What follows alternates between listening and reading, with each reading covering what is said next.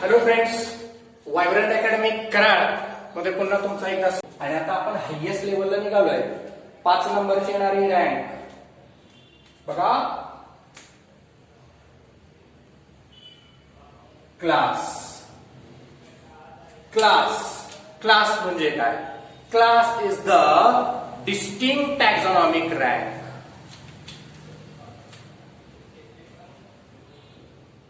एक वेगळी रँक आहे टॅक्झॉनॉमीची.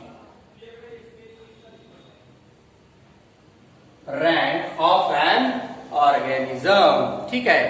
दिस इज द बायोलॉजिकल कॅरेक्टर, ज्यामध्ये काय बघायला मिळतात आपला हॅव्हिंग इट्स ओन डिफरन्स. काही त्याच्यामध्ये ग्रुप क्रिएट केले जातात टॅक्झॉनॉमिक रँक मध्ये, आणि हे ग्रुप वेगळे बघायला मिळतात, डिफरंट ग्रुप बघायला मिळतात.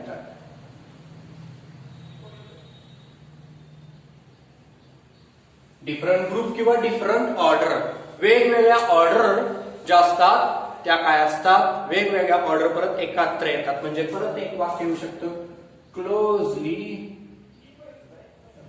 रिलेटेड टू ऑर्डर और अगेन ग्रुप म्हणा, काही म्हणा. ठीक आहे. वेगवेगळे असणाऱ्या ऑर्डर एकाच क्लासमध्ये काय केल्या जातात? बसवल्या जातात. ठीक आहे. मग आता याच्यामध्ये सगळ्यात इम्पॉर्टंट क्लास काय आहे? Class is a assemblage of closely allied order. Class is assemblage. What is assemblage? एकत्र केले जातात. Assemblage. Class is assemblage of closely allied.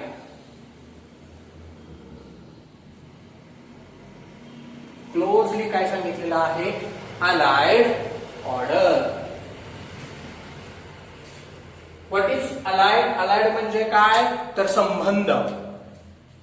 असे संबंधित असणाऱ्या ऑर्डर एकत्र केल्या जातात. संबंधित असणाऱ्या म्हणजे वेगवेगळ्या कुठल्या पण ऑर्डर आणल्या जात नाहीत. वेगवेगळ्या ग्रुप मधल्या संबंधित निगडीत असणाऱ्या. म्हणजे आता मी एक एक्झाम्पल सांगितलं तुम्हाला. तुमची एक फॅमिली आहे, तुमच्या शेजारची एक फॅमिली आहे, म्हणजे त्या रिलेटेड फॅमिली आहेत, त्या एका ऑर्डर मध्ये टाकलेल्या आहेत. अशाच रिलेटेड असणाऱ्या ऑर्डर, संबंधित असणाऱ्या ऑर्डर. ठीक आहे. म्हणजे तुमचं एक अपार्टमेंट झालं, कन्सिडर करा. त्या अपार्टमेंटमध्ये वेगवेगळ्या काय आहेत? फॅमिलीज आहेत. आलं लक्षात? मग अख्खा अपार्टमेंट म्हणजे एक ऑर्डर पकडू आपण, एक ग्रुप पकडू, आणि त्याच अपार्टमेंटच्या शेजारी दुसरं अपार्टमेंट आहे. ठीक आहे. अजून जर तुम्ही थोडस तुम्हाला जास्त समजत असेल तर बघा, पूर्ण एक मोठा अपार्टमेंट असं सोसायटी असते. त्या सोसायटीमध्ये ए विंग असते, एक बिल्डिंग असते. एका बिल्डिंग मध्ये वेगवेगळ्या फॅमिली राहत असतात. दुसरी त्याच्या शेजारी एक विंग असते, दुसरी बिल्डिंग असते, त्याच्यामध्ये वेगवेगळ्या फॅमिली राहत असतात. मग त्या वेगवेगळ्या फॅमिली एका बिल्डिंग मध्ये येतात, म्हणजे ती एक ऑर्डर झाली. आणि दुसरी एक बिल्डिंग आहे दुसऱ्या विंग मध्ये, ती एक ऑर्डर झाली. पण त्या दोन्ही एकमेकांना कनेक्ट आहेत, संबंधित आहे. त्यांच्यामध्ये एक असा काय आहे? चिन्ह आहे, ज्यामुळे एका बिल्डिंग मधनं दुसऱ्या बिल्डिंग मध्ये जाता येतं, कारण त्या रिलेटेड आहे, थोड्याशा जवळीक आहेत. मग अशा जवळ असणाऱ्या ऑर्डर एकत्रित आणल्या जातात, ज्या संबंधित असतात त्या. ठीक आहे. मग याच्यामध्ये एक्झाम्पल कोणतं घ्यायचंय आपण? ते एक्झाम्पल आहे कोणतं? परत ऑर्डर कार्निओरा अँड प्रायमेट्स. कार्निवोरामध्ये काय येतं? आपण मगाशीच पाहिलं. कार्निवोरामध्ये फॅमिली येतात, फॅलिडी आणि कॅनिडी. फॅलिडी मध्ये काय काय येतं ते आपण पाहिलं, नाही का? आणि कॅनिडी मध्ये पण काय काय आहेत? वेगवेगळे ऑर्गॅनिझम. ठीक आहे. ते कॅट असेल, टायगर असेल, लायन असेल, डॉग असेल, हे वेगवेगळ्या फॅमिलीमध्ये असणाऱ्या एक ऑर्डर मध्ये येणारे कार्निवोरा. आणि प्रायमेट्स मध्ये काय येतं? आता कार्निवोराचं मी मेन्शन करत नाही, तुम्ही वर्ड काय केलेलं आहे? राईट केलेलं आहे, ते तुम्ही तिथं फॉलो करा. प्रायमेट्स मध्ये काय आहे? तर प्रायमेट्स मध्ये येतात ते सगळे मंकी, गोरिला, चिंपांजी, हे असे अॅनिमल्स जे आहेत, माकडवर्गीय म्हणू आपण त्याला. माकडवर्गीय असणाऱ्या वेगवेगळ्या ग्रुप मधले हे अॅनिमल्स एकाच ऑर्डर मध्ये येतात. That order called as the primates. ठीक आहे. मग प्रायमेट्स आणि कार्निवोरा रिलेटेड आहेत. ठीक आहे. त्यांचं बिहेवियर बऱ्यापैकी, बिहेवियर म्हणण्यापेक्षा थोडंसं राहणीमान म्हणू किंवा एकाच ठिकाणी राहत असतील असं आपण कन्सिडर करू. त्यांच्यामध्ये थोडंसं क्लोजली काय आहे, रिझेम्बलन्स आहे. मग अशा एकत्रित केलेल्या वेगवेगळ्या रिलेटेड संबंधित असणाऱ्या ऑर्डर एकत्रित करून तयार होतो तो काय, क्लास. आलं लक्षात. बघा आता इथं आपला क्लास काय झालेला आहे, रँक जी आहे ती काय झालेली आहे, कंप्लीट. त्याच्यानंतर पुढची रँक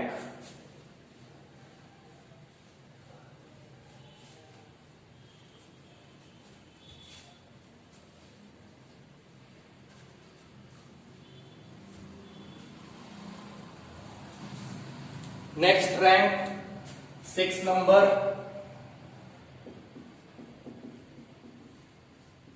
डिव्हिजन.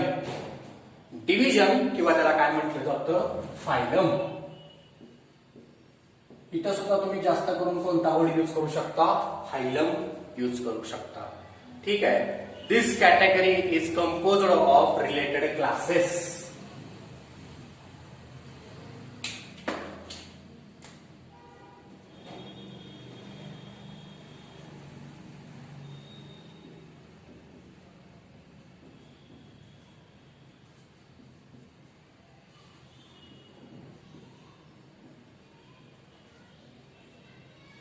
ही कॅटेगरी कशी आहे, रिलेटेड आहे.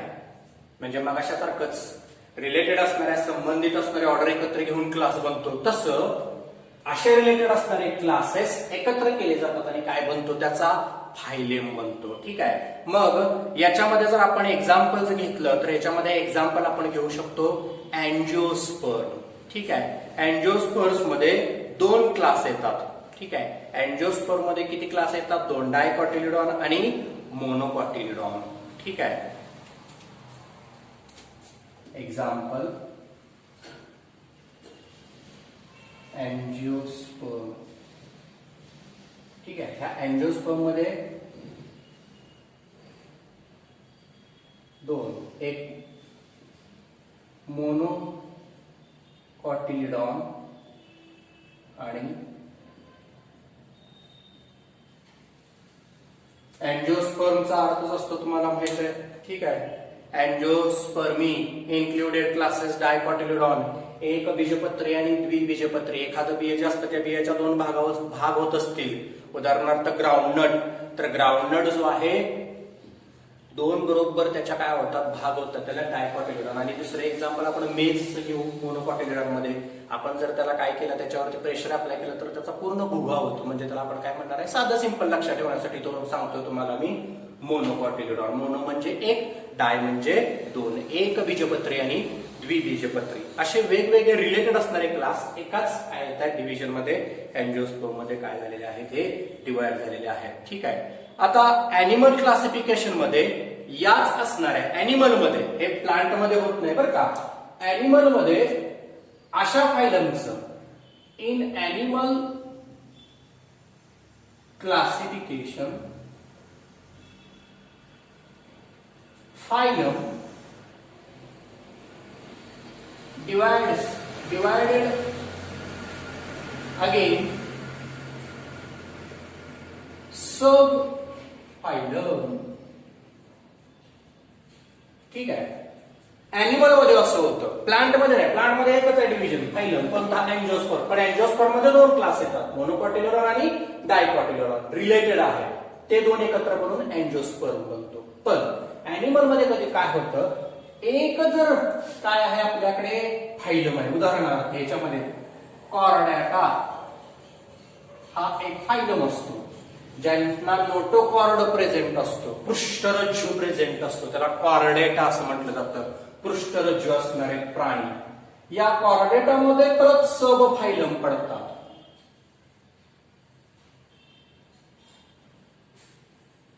काय पडतात यांचे,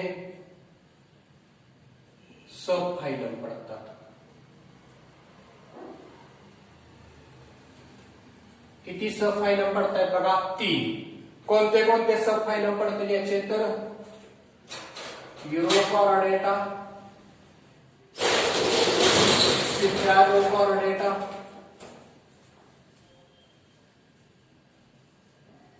आणि वर्टिब्रेटा. तुमच्या बुक मध्ये नाही एक्झाम्पल दिलेलं आहे, मी सांगतोय ते फॉलो करा तुम्ही इथं. ठीक आहे, लिहून घेतायच तुम्ही ऑलरेडी. ठीक आहे, तर इथं तुम्हाला एकाच फायलम मध्ये एक फायलम कॉर्डिनेट आहे किंवा डिव्हिजन म्हणा त्याला. या फायलम कॉर्डिनेटामध्ये तुम्हाला 3 सब फायलम डिवाइड झालेले बघायला मिळतात. म्हणजे हे फक्त अॅनिमल क्लासिफिकेशन मध्ये शक्य आहे.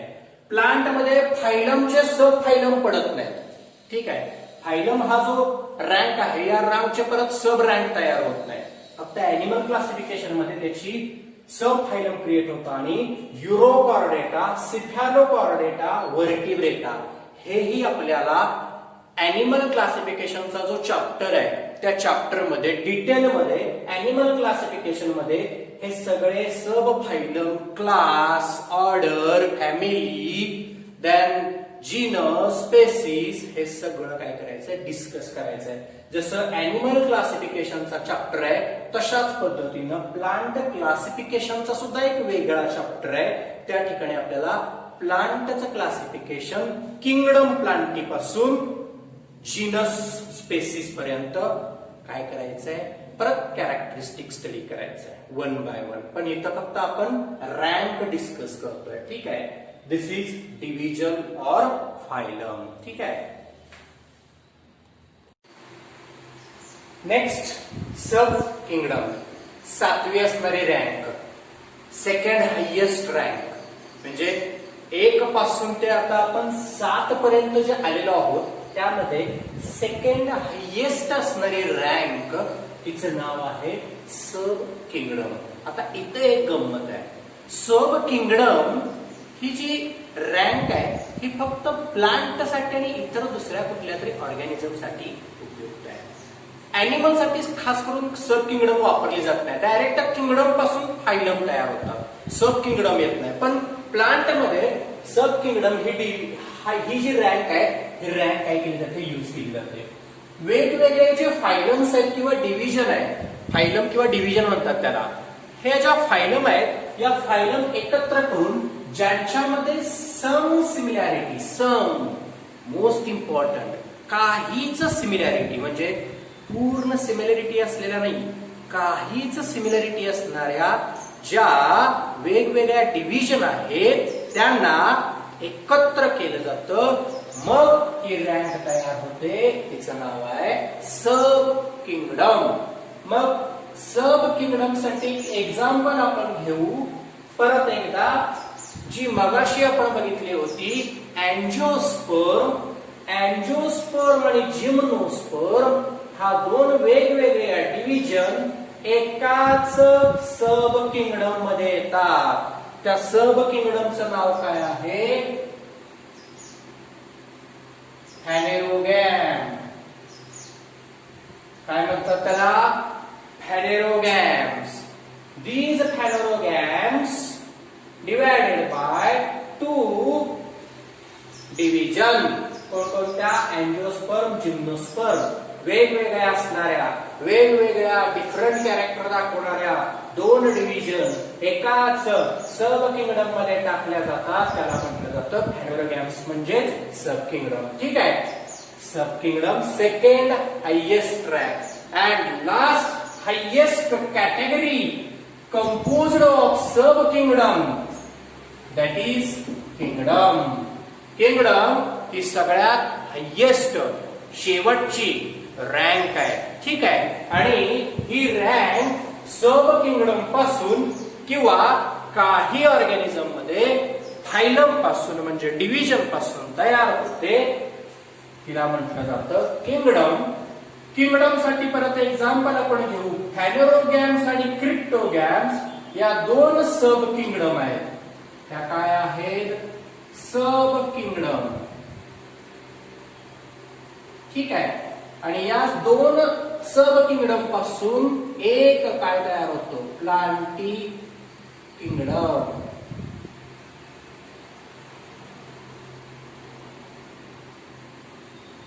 काय तयार होतो, प्लांटी नावाचा किंगडम या ठिकाणी तयार होतो.